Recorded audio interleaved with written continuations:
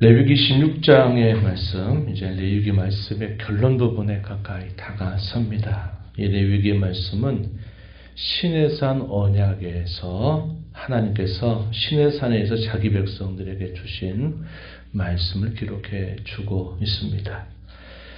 이 레위기 26장의 내용은 우리가 많이 기억하는 신명기 28장의 내용과 매우 비슷한 내용을 담아주고 있는데 어떤 차이가 있느냐? 40년이라고 하는 정도의 시간 차이가 있다 그랬습니다.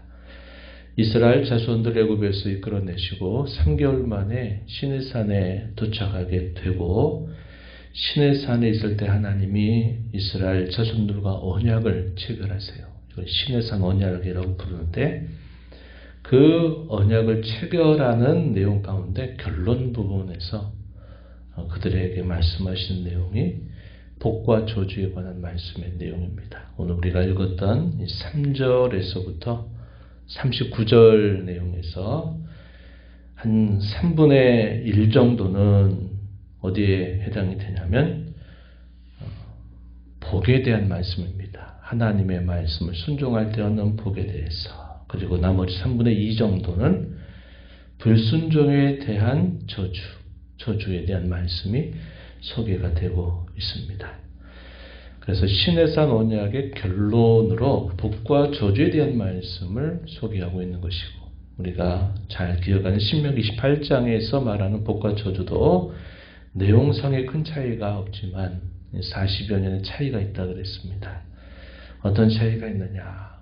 애굽에서 나온 첫 세대들은 이 시내산 언약에서 이 말씀을 언약의 결론으로 듣고 살다가 40년 세월 동안 다 광야에서 엎드러지게 되는 일이 있게 되었고 광야에서 태어난 새로운 이스라엘 자손들과 모압 땅에서 다시 40년 후에 언약을 세우시면서 그 두 번째 언약의 내용의 결론으로 역시 복과 저주에 관한 말씀이 신명기 28장에서 길게 29장 30장까지 쭉 소개가 되고 있다 하는 겁니다.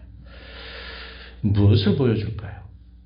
결국은 이러한 복과 저주에 관한 말씀을 들어도 부패한 사람들의 그 마음 속에서는 잘 순종해서 복을 받는 것보다도 불순종해서 징계를 받는 일들이 더 많구나 하는 것을 보여주고 있는 겁니다. 또 우리가 읽어서 쭉 느끼는 우리가 알게 되는 사실은 무엇이냐면 후대 이스라엘의 역사가 마치 이렇게 되리라고 예언하고 있는 말씀처럼 들린다 이 말이에요. 우리가 읽었던 불순종에 대한 저주의 말씀을 보니까 그것이 이스라엘의 후대 역사에서 그대로 이루어졌던 일이다 하는 것을 우리는 알게 되는 것입니다. 이스라엘 민족이 두 개의 나라로 분열되어서 북이스라엘 남유다의 나라로 분열되어 그 역사가 진행되는 동안에 결국 여기서 말했던 이 저주의 내용들이 단계적으로 하나씩 그대로 이루어지고 있다 하는 것을 우리가 확인하게 됩니다. 북이스라엘 나라는 그 속도가 좀 빨랐어요. 왜 그렇습니까? 하나님의 말씀을 속히 떠났기 때문에 그러한 것이죠. 남유다는 조금 지연됩니다. 그러나 남유다에마저도 결국은 북이스라엘 나라가 걸어갔던 전철을 그대로 밟아가면서 결국 바벨론 나라에 의해서 패망을 당하고 포로 생활을 하게 되었던 것을 우리가 보게 되는 거죠. 그래서 마치 장래에 있게 될 일을 예언한 듯하게 이 말씀이 읽혀진다 이 말입니다. 이게 뭘 보여줄까요? 이스라엘의 역사가 보여주는 것은 결국 실패의 역사였다 하는 사실을 분명하게 보여주는 겁니다. 그것은 사람의 부패한 본성에 따라서 사람이 저절로 가만히 있으면 그저 선하고 좋은 일들에 잘 순종해서 복을 받는 것보다도 끊임없이 거역하고 또 하나님을 배반해서 당하는 징계가 무수하게 많다 하는 것을 그대로 보여주고 있는 겁니다. 우리 인생을 한번 돌아보면 어떠합니까? 우리 인생을 돌아봐도 마찬가지죠. 하나님께로부터 받은 구원의 은혜가 우리에게 날마다 부어지고 있음에도 불구하고 우리의 살아가는 삶의 좋은 열매는 별로 없고 하나님의 마음을 더 아프게 해드리는 일들이 더 많다는 것을 깨닫고 발견하게 되는 것이 우리 인생의 모습이 아니겠습니까? 우리의 삶은 예전보다는 조금씩 더 변화가 있을 거예요. 그것은 우리의 믿음이 살아있기 때문에 그럴 것입니다. 그러나 우리의 믿음이 자라가는 것만큼 또 우리에게서 깨닫게 되는 사실들은 뭡니까? 하나님의 은혜에 부응하지 못하며 살고 있는 우리 자신의 모습이 예전보다 더 선명하게 보이게 된다 하는 겁니다. 그래서 우리가 그런 사실을 통해서 깨닫게 되는 것이 하나님의 은혜가 얼마나 크고 부요한가 하는 것을 우리가 알게 돼요. 우리가 사람과의 관계에서 만약에 우리가 하나님 앞에 대하는 것처럼 만약에 대했더라면 그 관계는 젠작 끝나버렸을 겁니다. 근데 하나님은 우리와 맺으신 그의 언약을 잊지 않으시고 이제까지도 우리를 붙들어서 여기까지 인도해 주신다는 것이고 우리의 생애가 다 끝나게 되는 그 순간까지도 하나님은 그의 언약을 우리에게 폐하지 않으시는 분이다 하는 겁니다. 그래서 우리의 허물과 죄는 더 많이 깨닫게 되는 인생이지만 그에 못지않게 하나님의 은혜는 우리의 죄와 허물에 대해서 더 풍성하고 더 많이 부어지고 있구나 하는 것을 우리가 알게 되는 것이 우리 인생의 모습이다. 이렇게 생각해 보게 되는 것입니다. 그래서 오늘 우리가 이 말씀을 읽으면서 이것이 그 옛날 오래전에 이스라엘 자손들에게 주신 복과 저주에 관한 말씀이구나. 이렇게 여길 게 아니라 여전히 구원을 받아서 살아가는 우리 인생 속에 이런 일들이 계속되고 있구나. 우리가 하나님 앞에 잘 순종해서 약속된 복을 받는 것보다도 우리가 늘 연약하고 부패하고 부족하여서 징계 같은 일들을 더 많이 당하며 사는 것이 우리의 인생이로구나 하는 것을 알게 되는 것이고 죄와 넘친 곳에 은혜가 넘쳤다라고 하셨던 말씀처럼 이제까지 살아온 게 다 주님께서 베푸신 은혜로 내가 이렇게 살아온 것이로구나 하는 것을 우리는 알게 되면서 더 겸손하고 더 근신하고 더 우리 자신을 어떻게 하면 남은 생을 하나님 앞에 더 바르게 살아갈 수 있을까 하는 것을 우리는 추구하고 또 기도하며 살아가야 됨을 배우게 된다 하겠습니다. 말씀의 내용은 어제 제가 여러분들과 함께 종교개혁 기념주의를 통해서 말씀을 드렸는데 조금 더 살펴보도록 합니다. 먼저 1절과 2절의 내용은 서원의 내용이다 그랬습니다. 뭘 가르쳐 주는가? 가장 먼저 던져주는 말씀은 우상을 멀리해라. 하나님만 섬겨라. 10계명, 제1계명, 2계명에 대한 말씀을 요약적으로 설명해 주고 두 번째 하시는 말씀은 하나님을 섬기는 종교가 이방의 종교를 본따서 혼합되지 않아야 된다. 순전하게 하나님을 섬기는 종교를 잘 보존해야 된다 하는 사실을 요구하고 계십니다. 그래서 안식일을 지켜라 하는 이 말씀의 내용은 시간에 관계된 말씀이다. 성소를 공경하라 하는 이 말씀의 내용은 우리로 하여금 하나님을 예배하고 제사하는 장소가 아무 데서나 해서는 안 되고 하나님이 정해주신 장소에서만 해야 된다 하는 사실을 가르쳐 주고 있어요. 이스라엘 분열 왕국의 역사에서 그들이 종교적으로 타락하게 된 중요한 계기는 이방의 종교들을 계속 답습해가고 나중에는 그것을 연구해 갑니다. 연구해요. 이방 민족들은 어떻게 자신들의 신에게 제사 드리는가를 연구해서 그대로 따라가는 어리석음을 범하게 되는 거죠. 그뿐만 아니라 산당 곳곳마다 제단을 만들어 놓고 그 제단에서 하나님이 하는 우상을 섬기는 일들을 멈추지를 못했다는 겁니다.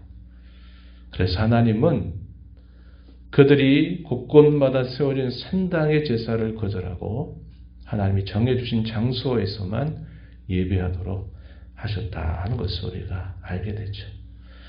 하나님을 섬기는 종교를 순수하게 지켜나가라. 이것을 말씀하신 다음에 3절부터 13절 내용에서는 말씀에 순종할 때 주어지는 복, 여러 가지 소개가 됩니다. 3절 말씀에 너희가 나의 규례와 계명을 준행하면 내가 너희에게 이런 복을 주겠다. 그래서 여러 가지 읽었던 말씀에 보니까 풍성한 수확, 평화가 약속되겠다. 번영과 부요를 누리게 해주겠다.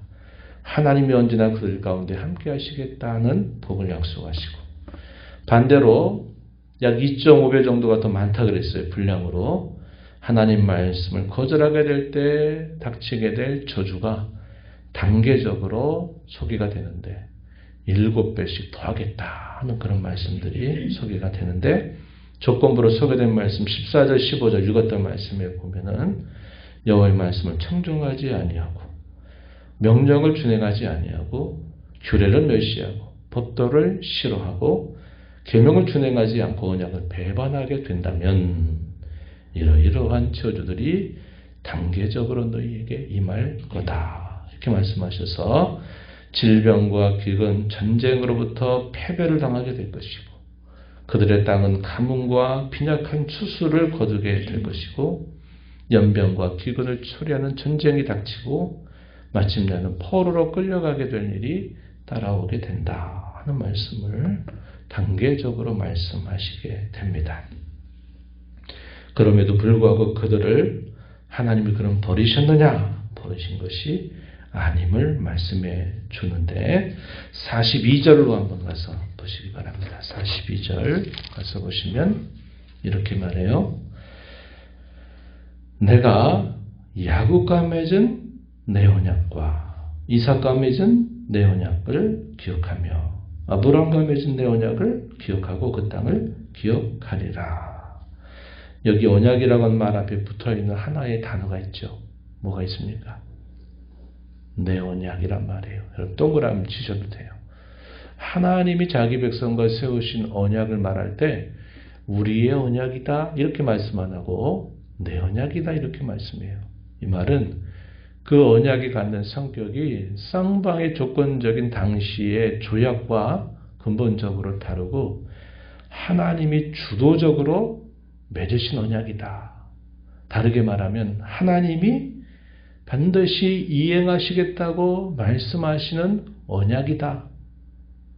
상대방이 어떻게 하든지 하나님이 하신 약속을 반드시 하나님이 이루신다 하는 것을 표현해 주는 말이 내 언약이다 라는 말입니다. 그래서 이 표현을 우리가 그냥 읽으면 지나가겠지만 이 표현의 내용은 자기 백성들이 끊임없이 하나님을 배반하고 거역해도 하나님이 그 언약을 스스로 짊어지시겠다고 그 언약을 그대로 이행하시겠다고 하시는 말씀의 뜻이 있구나 하는 것을 보여주는 표현이 된다 하겠습니다.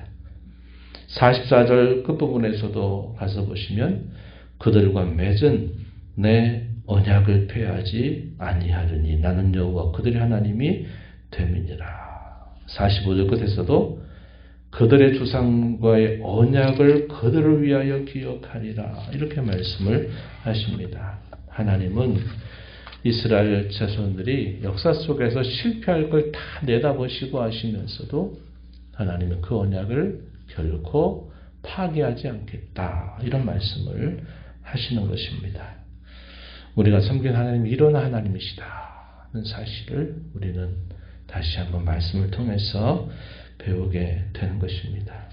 그래서 이런 말씀을 우리가 생각해 보면 하나님이 복을 말씀하시고 저주를 말씀하시는 것은 우리로 하여금 복과 저주 거기에 지나치게 마음을 빼앗기지 말고 이 복과 저주를 통해서 우리로 하여금 좌로도 우로도 치우치지 않고 하나님 올바로 섬기는 바른 길을 걸어가게 하시려고 하시는 목적이 있구나 하는 것을 우리는 배워야 한다는 것입니다. 잘한다, 잘한다. 박수 쳐주는 경우가 어떤 경우입니까? 기른 자녀가 잘한다, 박수 치고 해주는 게 뭐예요? 격려하는 거죠. 계속 잘하라는 것입니다. 자녀가 잘못된 길로 갔을 때 따끔하게 혼을 내는 목적이 뭡니까? 혼내는 것 자체가 목적이 아니라 그걸 통해서 바른 길로 다시 가라고 가르쳐주는 뜻이 있는 거죠. 상을 주거나 벌을 주는 목적은 바로 그것입니다. 올바르게 살아가는 일들을 잘하라고 계속 그 길을 인도하는 것과 똑같아요. 하나님이 우리에게 복을 주시면 복 받았다고 거기에 마음을 빼앗기면 우리 가는 길을 놓쳐버리게 되고, 반대로 하나님이 우리의 삶 속에 징계를 줘서 어려움이 닥치게 될 때 그 징계 자체에 우리 눈과 마음이 빼앗겨 버리면 우리가 어디로 가야 될까를 또 놓쳐버리고 시험에 빠져서 절망 가운데 헤매이게 되는 일이 따라오게 되는 것입니다. 이 복과 저주는 수단이에요. 수단. 하나님을 늘 올바로 보고 섬기게 하시는 수단이다, 이렇게 생각하고 우리가 복받았다고 지나치게 자랑하고 마음을 빼앗겨서는 안 될 것이요. 징계받았다고 거기에서 절망하고 시험받아 쓰러지는 일이 있어서는 안 될 것이고, 하나님을 바르게 알고 섬겨가는 그 일에 매진하는 저와 여러분이 되어야 하겠습니다. 이런 교훈들 마음에 새기면서 남은 생에 하나님 잘 섬기고 주의 말씀 잘 순종하며 살아가는 복된 삶 살기를 축원합니다. 하나님 아버지 감사합니다. 이 새벽 시간에도 저희들에게 귀한 생명 주시고 아버지 앞에 나와 찬양 드리며 오늘도 주시는 말씀을 귀담아 듣게 하심을 감사합니다.